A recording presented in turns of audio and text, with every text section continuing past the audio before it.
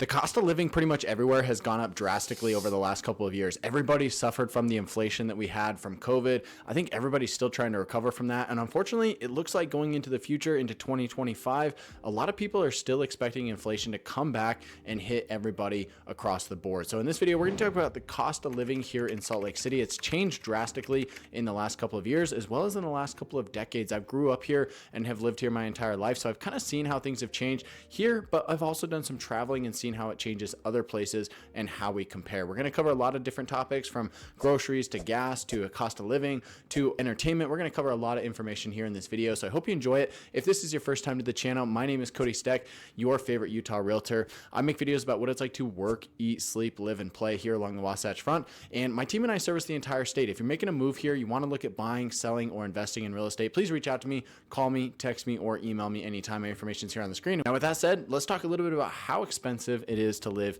in Salt Lake City. All right, so the first thing I want to talk about is the cost of transportation, and specifically gas. How much is it to actually get your vehicle from point A to point B? We'll touch on a couple other things as well along the way, but starting off with gas, right now gas is ranging anywhere from about $3 a gallon to $3.50 a gallon. It fluctuates up and down, but this is about the range it's been in for the last year or so.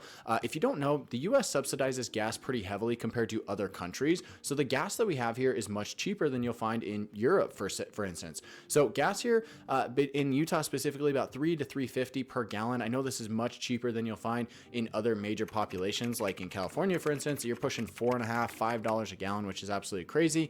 Same thing in some metros back east as well. So the gas here is pretty reasonable. Yes, that does include some taxes to help take care of the roads and whatnot, but the gas, I feel like that's pretty reasonable amount considering where things cost across the board. $3 to $3.50 seems like a pretty reasonable amount, at least to me. In addition to that, you also have other modes of transportation. You can use the Trax line or Front Runner, which will take you to different locations along the Wasatch Front. You can get daily passes for just a couple of dollars depending on where you're going, or you can get a monthly pass, which will range anywhere from about $50 to $100 a month depending on which service you're actually using. So this is something that has changed drastically over the last little bit. More and more people are going to these monthly passes. Businesses are trying to encourage it, and also for this public transportation, they're trying to get government subsidies to make this more affordable and a better option for people. The one thing that I will mention along that note is that we've also seen a lot of housing pop up around these particular areas. There's been a lot of tax incentives for builders who are building multifamily, high density options near track stations, bus stations, or the Front Runner station as well. So a lot of the development is happening around these areas. In my opinion, it's still lacking compared to other areas, but we are going to see some changes, in the future. Let's talk 5 years, 10 years, 20 years down the road. I'm hopeful that the public transportation will get better, because honestly, for right now, for 99% of the people, it doesn't make sense. You have to have a car in most circumstances, to be honest. Next up, let's talk a little bit about utilities and internet and just the cost of living in your particular house. So utilities here are going to be fairly favorable, again, especially compared to other major metro areas. Utilities here are pretty affordable. I talk to a lot of clients from California, you might be one, who says that, hey, my power bill is $500, $600, $700 a month to cool my house in the summer. That's absolutely crazy. Now, for a typical size home, let's say, 2 to 3,000 square feet here in Utah, you can probably cool that home for $150 to maybe $250 a month, depending on the time of year it is, as well as how cool you choose to keep your home. So in the summer, utilities are pretty affordable, right? That's a lot more affordable than you'll find in other areas.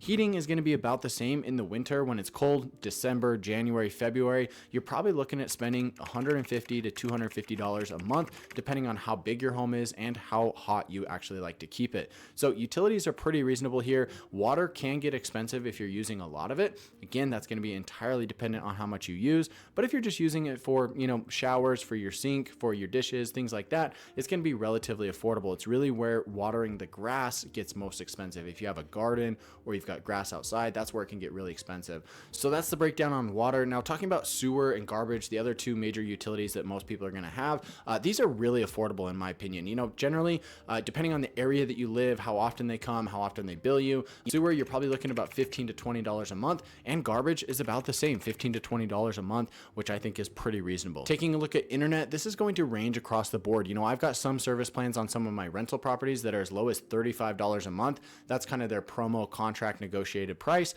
And I have others that are close to $100 a month for a higher speed. A typical internet charge here is going to be around $70 a month. I've got Google Fiber at my own personal house. I pay $75 a month for 1 GB speeds on the fiber network, and that seems to be pretty typical across the board.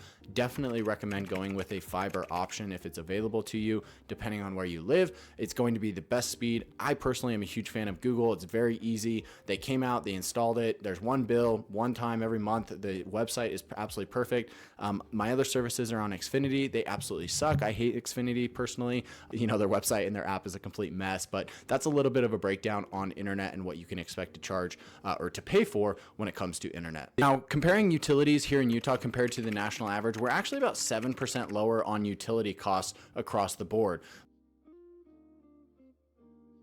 Let's talk a little bit about groceries and how that compares. Groceries are going to be cheaper than the national average, but it's going to be largely dependent on what areas you're shopping and also what store you shop at, right? You've got some particular stores like Winco, for instance, where you can be able to buy in bulk at a more reasonable rate, or you can go to a store like Harmon's, which is going to be much more expensive, and they're really trying to sell the shopping experience to you at that store.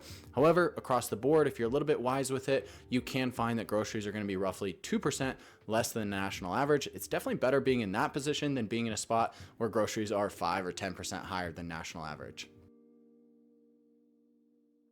Now let's talk a little bit about housing costs and how that's going to relate to you. Of course, housing in most people's budgets is going to be the largest expense that they have every single month. Now we're going to talk a little bit about rent, and we'll talk about house prices, property taxes, insurance. We'll talk about all that information here in the next couple of minutes. So that being said, rental prices here are going to vary drastically. Again, depending on which area you're looking, as well as what type of home and how big the home is going to change how much your rent is going to be. For a typical, let's say, apartment, right? Generally, you're going to be looking somewhere between $1,200 to $1,600 a month for a 1-bedroom apartment.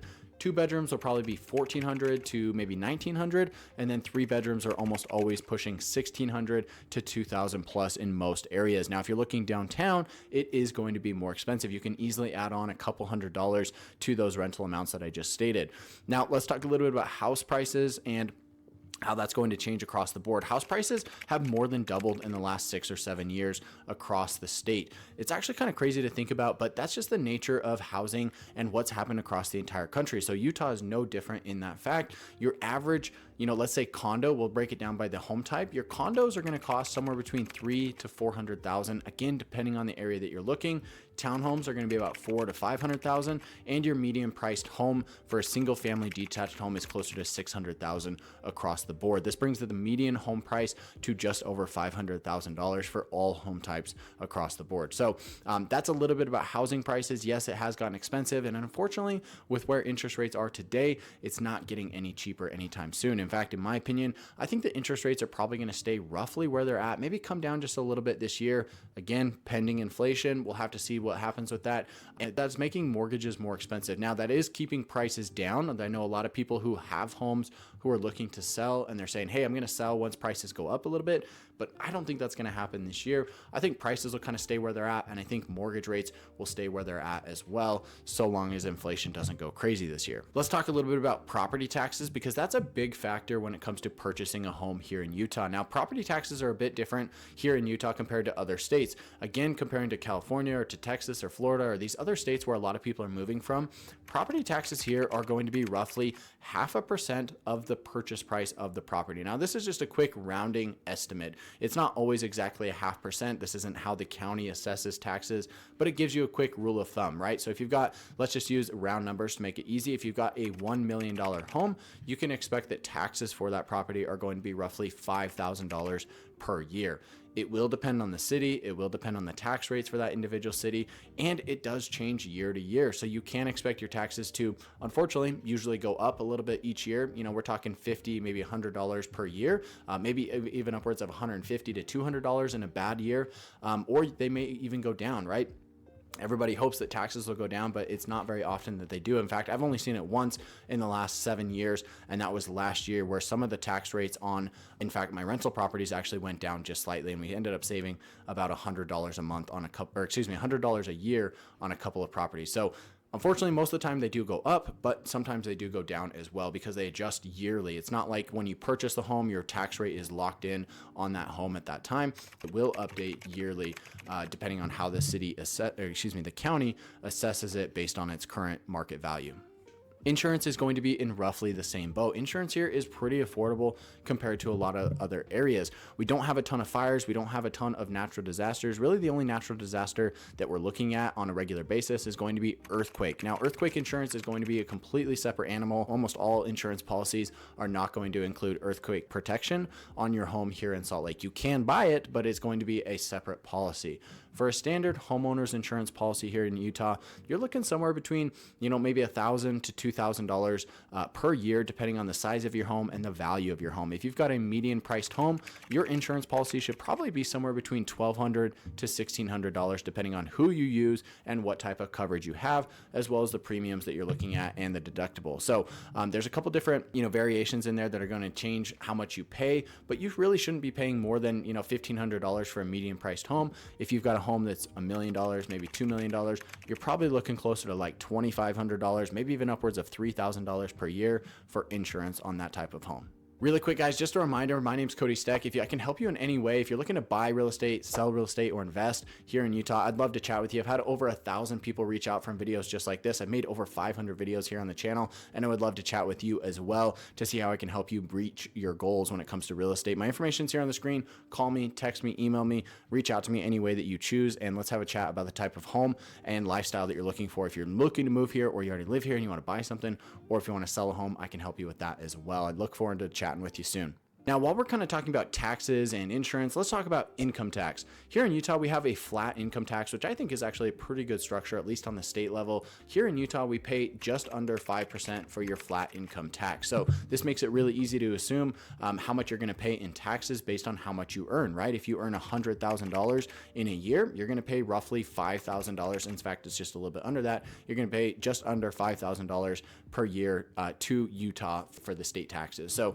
that makes it pretty easy to calculate. It should give you a rough idea. So if you're coming from another state that has high income taxes, looking at you, California, you are going to save a pretty substantial amount, right? If you're making six figures, you're going to be saving $4,000, $5,000, $10,000, $20,000 in state income taxes just from making the move here to Utah. So that's something you have to take into account if you're looking at making a move here from another state with high income taxes. Next up, let's talk a little bit about entertainment and recreation here across the state. Now, this is something that is really a pain point for a lot of people. I've actually seen the cost of entertainment and recreation go up substantially across the board. For me, having grown up here, it seemed like in the past, a lot of things were a lot more accessible, and they were also, even though we didn't have the same options, they were much more affordable. Concerts nowadays, you're looking at $100, $200, $300, $400 to go to a general concert for, let's say, an A-list, musician or band or whatever. So it can be very expensive to go out to these, concerts, especially when you're buying tickets for the whole family. It's also the same if you're looking to go to a jazz game or you're going to a hockey game or whatever. These tickets are pretty expensive. I don't think they're off from where you would expect to pay in other states, but it has changed drastically over the last couple of years how expensive things have gotten. Let's talk about skiing. Skiing is also incredibly expensive. When I was back in high school, I used to go skiing all the time. I had a season pass that cost me about $600 for that season pass. That was just a standard student season pass. Day passes at that time were roughly $100 a piece. Now, if you're going to Snowbird or Alta or Park City or Deer Valley or any of these resorts, you are easily looking at $220 to $300 for just a day pass, which is absolutely crazy. You basically have to go with an Icon pass now if you want to have it be affordable in any way. So that's really what you have to do. If you're looking to go skiing or snowboarding, you have to go Icon. It kind of sucks because it kind of ruined, the whole structure of it, and it's gotten so incredibly busy because so many people go that route. But it is the way to kind of get out there and actually have it be somewhat affordable to do those sports. Thankfully, there are still a lot of options. If you don't want to pay money, you can go hiking, you can go mountain biking. Once you buy the equipment for these things, you can get out there and do them without any additional cost in most circumstances. So those options are still on the board. You can get out and do those things still. With that said, that wraps up our video, guys. Thank you so much for watching. Please call me, text me, or email me anytime. I love hearing from you guys, and I'd love to chat with you about the type of home and lifestyle you're looking for. My information's here on the screen. Call, text, or email anytime, and we'll chat with you soon.